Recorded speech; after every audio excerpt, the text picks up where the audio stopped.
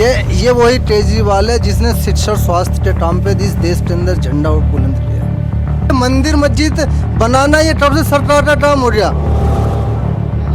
ये काम तो संस्थाओं के हैं। और अगर हम मुसलमान हैं, और अगर हम हिंदुस्तान में रहे हैं ना, तो हम जिन्ना की बात पे होते तो पाकिस्तान चले जाते। हम यहाँ महात्मा गांधी की बात पे रहे, यहाँ हमारे पुरखों की मज़ार आते हैं, इसलिए हम यहाँ पे रहे हैं। और आज हमें जो है गंदी नज़र से देखा जा रहा है। आज हमसे ये पूछा जा रहा है कि तू यूसुफ है तो मारा जा रहा है ट्रेनों में, बॉम्ब लिंचिंग हो रही है हमारे साथ। इस देश के अंदर सबसे बड़ा कोई घोटाला है तो वो जीएसटी घोटाला, इससे बड़ा 1947 से आज तक कोई घोटाला हुआ ही नहीं है। 10 साल बीजेपी गवर्नमेंट आपके हिसाब से कैसी रही, या फिर आप बदलाव देखना चाहेंगे? बिल्कुल बदलाव देखना चाहेंगे सर हम इसमें, क्योंकि बीजेपी की जो पॉलिसी है वो अच्छी नहीं है। सबसे पहले जो है उनकी वो पॉलिसी है हिंदू मुसलमान वाली। वो हिंदू मुसलमान की राजनीति करती है। फूट डालो शासन को। फूट डालो, जो अंग्रेज़ों का सिस्टम था वही इनका सिस्टम है। और इन कोई आदमी कितना ही बड़ा अपराधी हो, अगर वो किसी अदर पार्टी में है तो वो अपराधी है। अगर वो इनकी पार्टी में आ गया तो फिर वो अपराधी नहीं है, फिर वो इनका नेता है, इनका आदमी है वो। फिर उसके सारे केस खत्म। अमित शाह जी पे कितने केस चल रहे हैं, हमारे माननीय गृह मंत्री जी पे, हमारे प्रधानमंत्री जी जो है गुजरात में, जो उनके ऊपर गोधरा कांड के कितने केस चल रहे हैं, कोई सुनवाई नहीं है उनके ऊपर। कोई मतलब सुप्रीम कोर्ट का एक जज का जो फैसला है उनको इन्होंने सांसद बना दिया। मतलब कि कितना बड़ा भी अपराधी है, जघन्य अपराध किया हो, अगर वो बीजेपी में जाता है तो वो धुल जाता है। अपराधी नहीं है वो, फिर सारे उसके पाप, जैसे गंगा में नहा के पाप धुल जाते हैं, उसी तरीके से बीजेपी में आने के बाद सारे पाप धुल जाते हैं। उसमें कोई आपराधिक मामला उसके ऊपर नहीं बचता। केजरीवाल जी ने यहाँ पे इतना बढ़िया काम किया, लेकिन ये शराब वाला जो मसला, ये गलती है उनकी, हम भी मानते हैं। तो सारी चीज़ें देख रही है पब्लिक, टाइम आने पे इनको जवाब दिया जाएगा। और रोड से और संसद तक पब्लिक हंगामा करेगी। चलाओ कितनी गोलियाँ चलाओ कितनी जेल भरो, आंदोलन हो इंडिया भी तो, अरे ये सरकार आ गई तो। शराब का सेवन करना भी गलत है, बेचना भी गलत है, खरीदना भी गलत है। युवाओं में कहा जा रहा है कि युवाओं में नशा का क्रेज दिल्ली में बढ़ा है। जी बिल्कुल बढ़ा है, बिल्कुल बढ़ा है। इससे जो है ये ठीक नहीं हुआ, जो एक के साथ एक फ्री, एक के साथ जो नहीं पी रहा वो भी पीने लग गया। इसे बहुत गलत है। बाकी ये है कि अदर्स और काम क्या अच्छे लगे आपको? केजरीवाल जी ने देखो यहाँ पे मोहल्ला क्लिनिक इतने अच्छे बना दिए, स्कूल इतने अच्छे बना दिए उन्होंने, दवाइयों की यहाँ व्यवस्था होगी सारी, यहाँ कॉलोनी में सारी यहाँ साफ सफाई रहती है। और यहाँ पे जितना भी आसपास है डेली सफाई कर्मचारी आते हैं, पूरा काम वाम होता है यहाँ पे, जितने बड़े बड़े ग्राउंड लेवल पे काम हो रहा है। सबसे बड़ी बात है, अगर कोई रोड पे एक्सीडेंट होता है, आप किसी भी प्राइवेट हॉस्पिटल में ले जाओ, कहीं भी ले जाओ, उसका फ्री ऑफ कॉस्ट इलाज होगा। वो गवर्नमेंट, केजरीवाल की सरकार उसको पैसे देगी। पहले कोई एक्सीडेंट हो जाता था तो कोई हाथ भी नहीं लगाता था। आज जो पुलिस केस बन जाए, डर की वजह से हमसे पूछताछ होगी, परेशान गई। आज जो है उसको उठा के सीधा ले जाते हैं। महिलाओं के लिए कितनी सुविधाएं, बस फ्री हैं।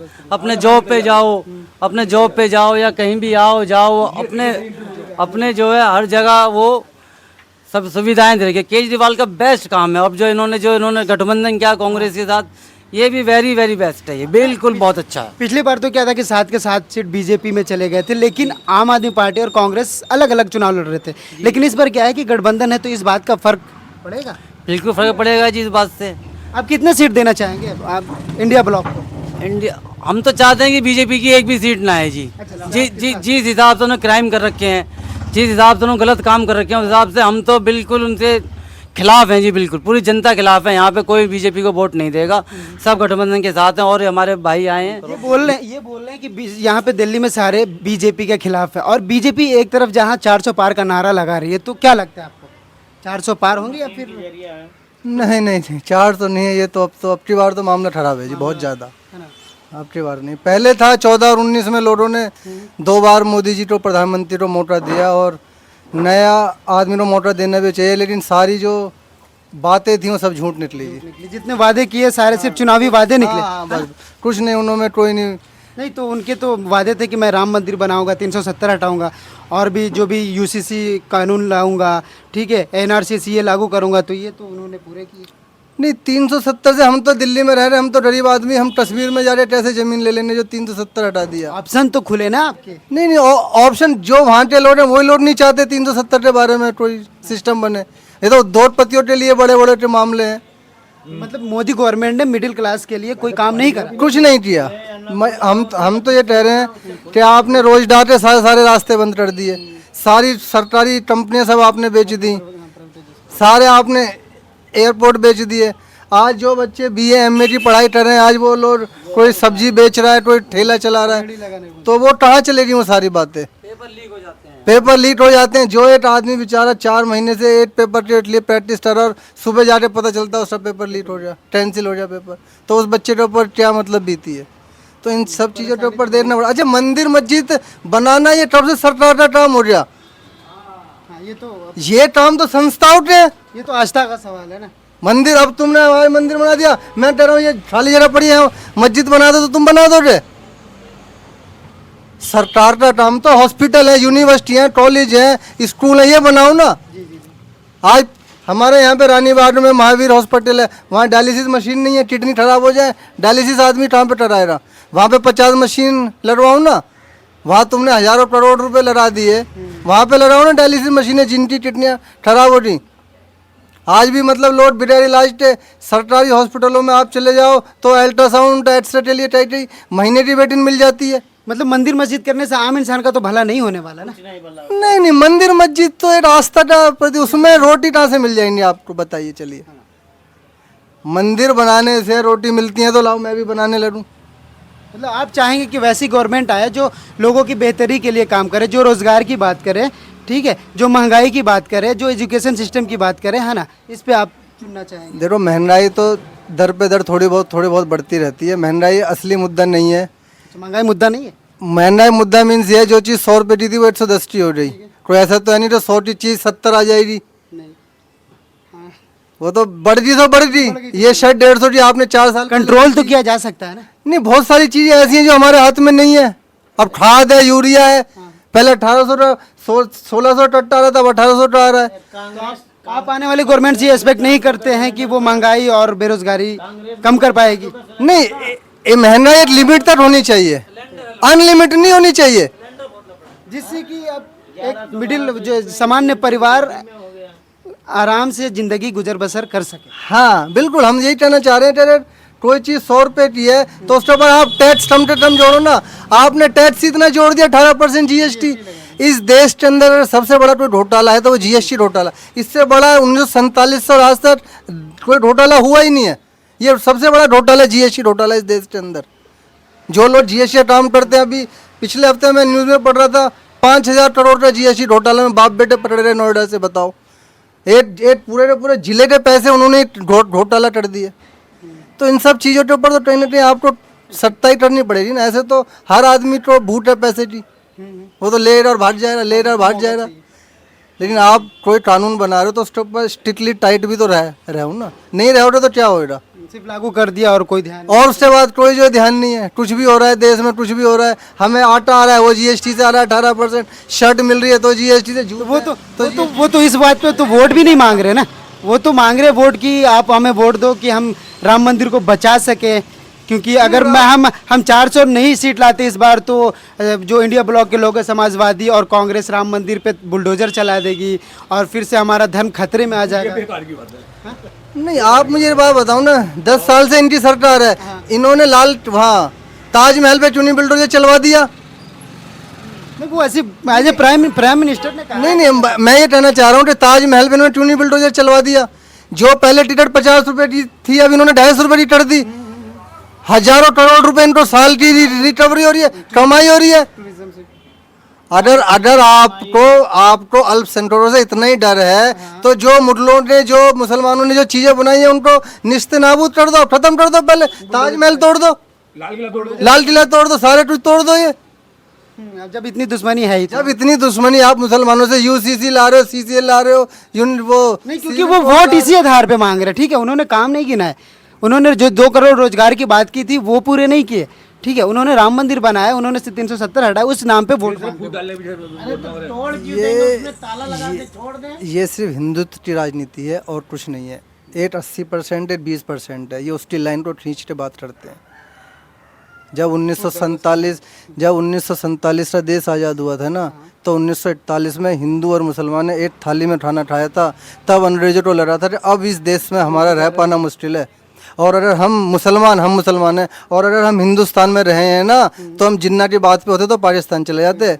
हम यहाँ महात्मा गांधी की बात पे रहे, यहाँ हमारे पुरखों की मज़ारा आते हैं, इसलिए हम यहाँ पे रहे हैं। और आज हमें जो है गंदी नज़र से देखा जा रहा है।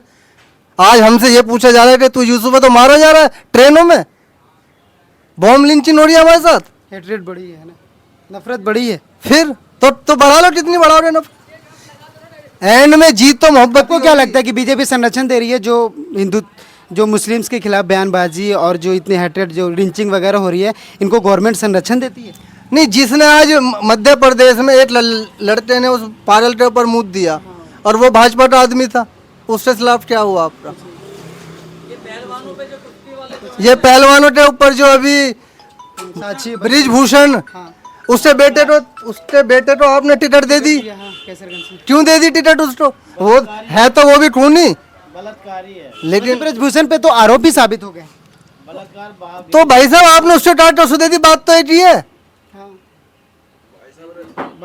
बात तो बेटे को दे दिया, बाप को दे दिया, बात तो एक ही है। नहीं, उसके ऊपर कोई बात नहीं करेगा। बेटा भी तो बहुत आगे थे। उसको पता है ना, पर जो पूर्वांचल इलाका है, जो बुंदेलखंड है, वहाँ उसकी पटेल है। कई जिलों में उसकी दबन रही है। ये उसका टिकट काट देंगे तो फिर वहाँ माहौल खराब हो जाएगा। तो इनको किसी से कोई मतलब नहीं। सीट के लिए कुछ भी कर रहे हैं, आपके सामने कर रहे हैं। भाई पुलिस कस्टडी के अंदर अतीक अहमद को गोली मार दी गई। तुम रात को 2 बजे से हॉस्पिटल में क्यों लेटे जा रहे हो? सवाल पैदा हो यार ये तो, और उसके बाद कुछ नहीं हुआ। नहीं, वो तो जांच चल रही हो ना, वो तो सर मरने के बाद फिर वही बात होगी, मर गया जांच करते रहो। मुख्तार वो चिल्ला के कह रहा है मुझे पॉइजन दिया जा रहा है खाने में, जब मैं खाता हूँ तो मुझे नींद आती है, मुझे पेट में दर्द होता है। उसके बाद उसको वो मर गया। आपको लगता है कि मुख्तार अंसारी का मर्डर किया गया? नहीं, मर्डर नहीं किया गया। हम तो ये कह रहे हैं जब वो मरते मरते वो जो बात कह रहा है तो उसके ऊपर जांच होनी चाहिए। जांच तो हुई ना, पोस्टमार्टम रिपोर्ट वगैरह में तो सब एकदम क्लियर है। वैसे कुछ है नहीं, हार्ट अटैक बताया गया उसमें। भाई साहब पोस्टमार्टम रिपोर्ट तो क्या से क्या बन रही है, आप सारी चीजें जानते हो। फर्जी थे सारे। नहीं, मैं नहीं कह सकता फर्जी है। मैं तो ये कह रहा हूँ कि चीफ जस्टिस ऑफ इंडिया या कोई जो रिटायर्ड जज इंडिया हाई कोर्ट का, उसकी निगरानी में काम करते हैं ना। अच्छा, फर्जी काम करेगा? नहीं, फर्जी नहीं है ना। तो फर्जी हुई ना, आपने विश्वसनीयता नहीं रही ना लोगों में। भाई कहाँ से हो जाएगी? जो आदमी ये कह रहा है मुझे जहर दिया जा रहा है, उसको वो जो आदमी 4 दिन से आईसीयू में एडमिट है, आईसीयू का आदमी पहले वार्ड में शिफ्ट हो रहा है, सीधा जेल भेज दिया जाएगा। हाँ, वो आईसीयू के बाद तो वार्ड में जाएगा। अगर मैं आईसीयू में अब एडमिट तो मैं पहले वार्ड में जाऊंगा, या मेरे घर वाले मुझे सीधा यहाँ ले आएंगे। बैरक में डाल दिया गया था। लेकिन उसको बैरक में डाल दिया, क्यों डाल दिया गया? तो ये सारी चीज़ें जो है पब्लिक को देखनी पड़ेंगी, सोचनी पड़ेंगी कि ये सरकार एक 80% के लिए काम कर रही है, 20% के लिए काम कर रही है। अच्छा, आपको क्या लगता है राहुल गांधी के बारे में, क्या सोचते हैं आप?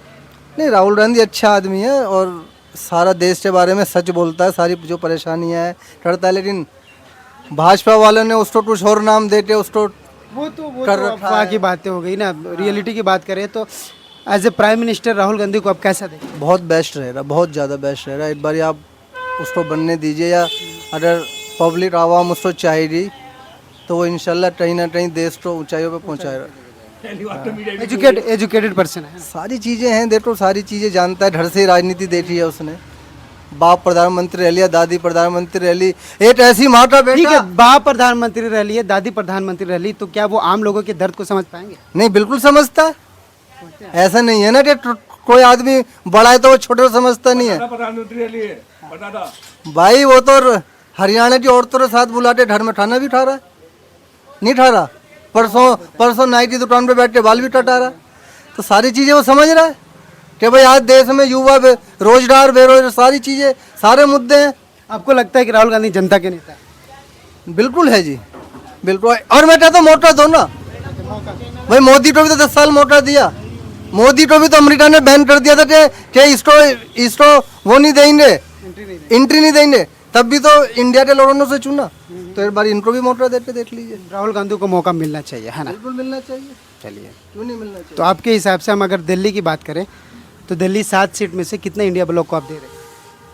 नहीं, जैसा माहौल है 7 आ रही है टोटल। 7 में से 1 बिल्कुल आ रही है, 1 साइड माहौल है। और पूरी इंडिया की बात करें तो पूरी इंडिया की बात करें तो ये तो 150 पे बीजेपी। माहौल नहीं है, इनके खिलाफ है जी माहौल। पहले था पर्स में, लेकिन इनकी सारे इन्होंने माहौल अपना आप ही खराब कर दिया जी। आपने कहा कि केजरीवाल ने अच्छे काम किए, की बेहतरी के लिए काम किया है। जो मिडिल क्लास के लोग हैं उनके लिए बिजली फ्री, बस फ्री, पानी पीने की सुविधा उन्होंने लोगों को मुहैया कराया है।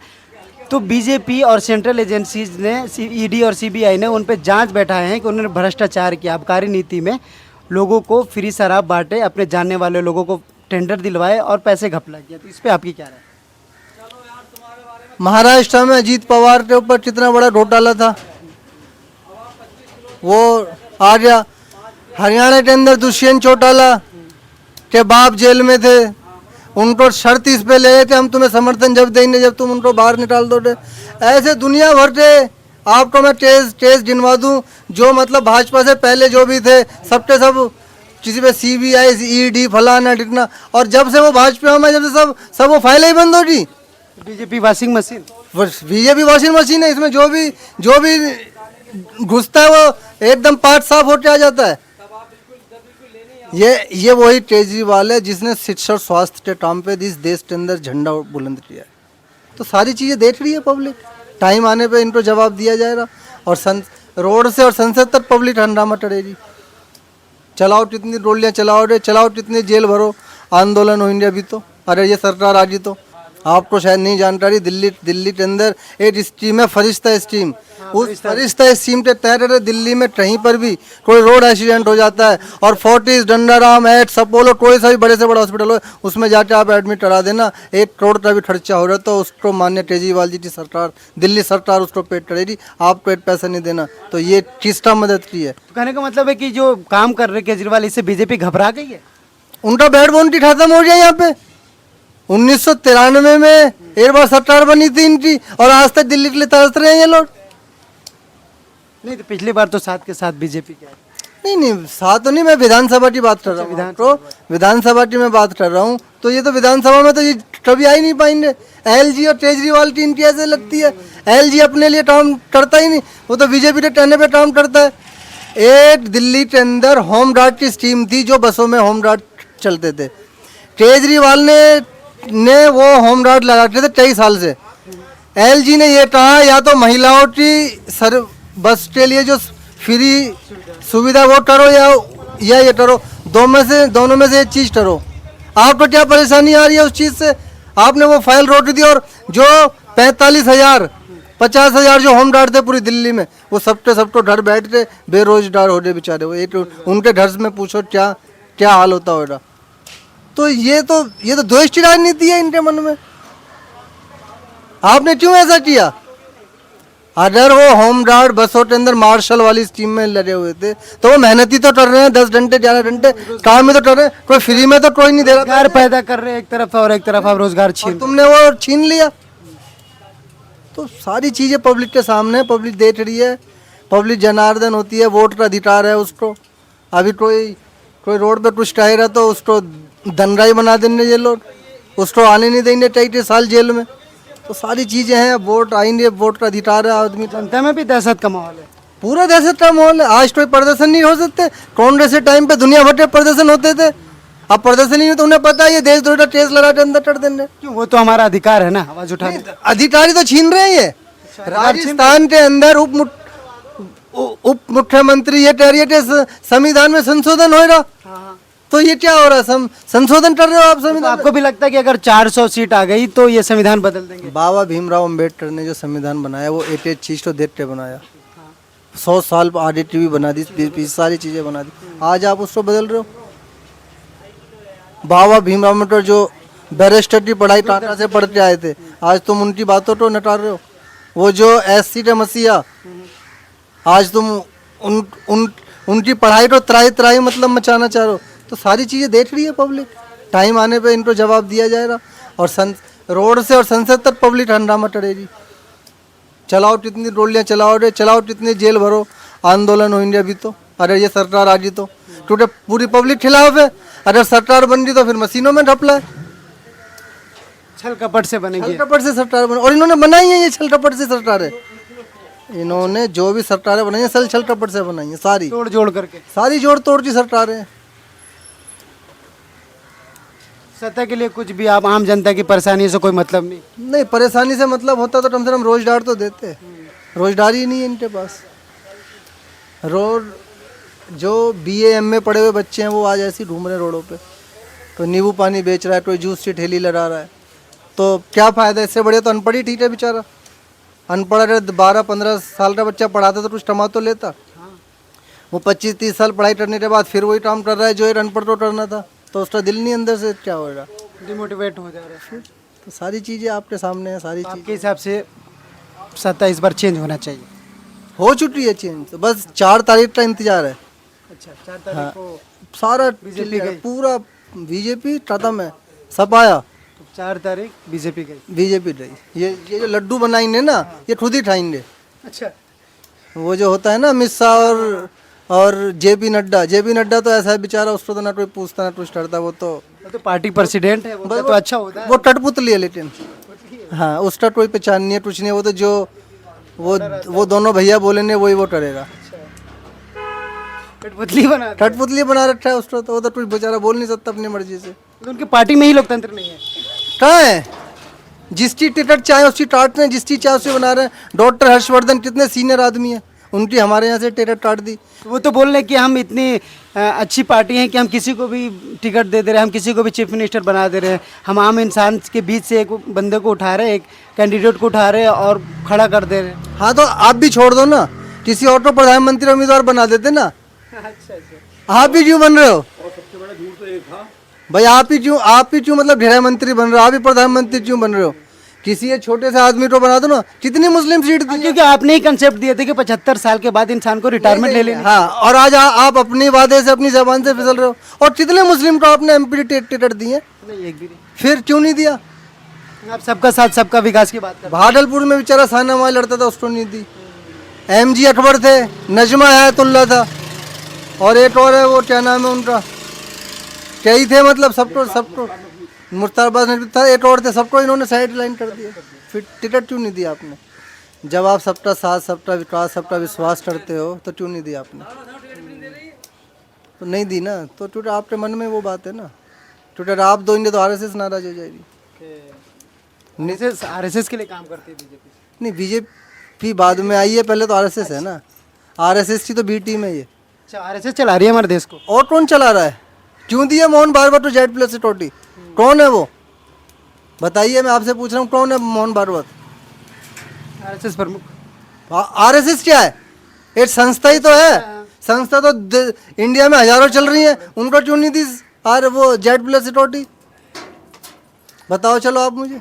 तो ये सारी चीज़ें देखनी चाहिए, सुननी चाहिए, समझनी चाहिए, क्या मतलब देश का माहौल चल रहा है। Z+ सिक्योरिटी में कितना लाखों रुपए महीने का खर्चा होता है, उसको कौन देगा? सब हम सब का टैक्स का पैसा। और जिनके बाप, जिनकी दादी देश के लिए शहीद हो रहे, उनकी सिक्योरिटी छीन ली आपने। और पंजाब में तुम रहे, तुम्हारे साथ सिक्योरिटी पे हमला हुआ, तो थोड़ी सिक्योरिटी में चूट हुई तो आप रो रहे हो। नेता तो मौत से टाइटर डरना, और जिस दिन मौत आएगी आ जाएगी। कौन रोक ले रहा आपको? इंदिरा गांधी पे कितनी सिक्योरिटी थी, किसी ने रोक लिया? और आने के बाद फिल्मी डायलॉग मार रहे हैं आप। नहीं, इंदिरा गांधी तो मार दिया, सिक्योरिटी के अंदर ही मार दिया, किसने रोक लिया? राजीव गांधी तो जिस दिन किसी को मारना हो रहा मर जाएगा। सिक्योरिटी से क्या मतलब है? सुरक्षा तो बनता है ना, सुरक्षा नहीं बनता है, बनाओ, लेकिन अगर कोई चूट हो रही तो उसमें रो रहे बात है। नहीं। ये तो अखिलेश की भी सिक्योरिटी थी Z+, उसकी भी छीन ली, उसको भी ऐसा डर का माहौल, लोगों के बीच डर का माहौल पैदा किया जा रहा है लीडरों के बीच, है ना।